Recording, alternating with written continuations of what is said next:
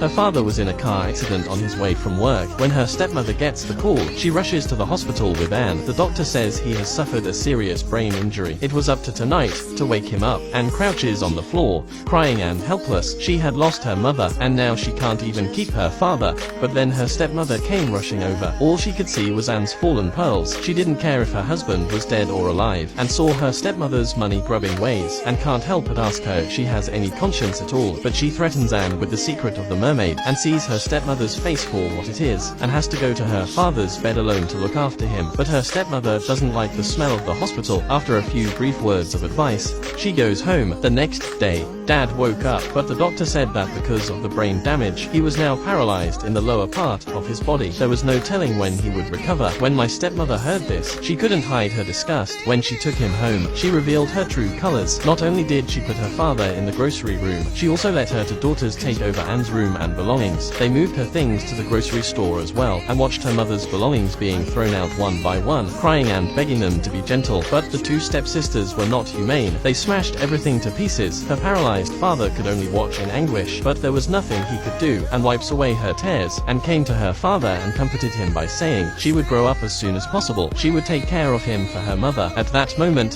her father's eyes were full of regret that he had married a wicked woman, but Anne didn't know there was a mysterious man was looking for her by any means possible.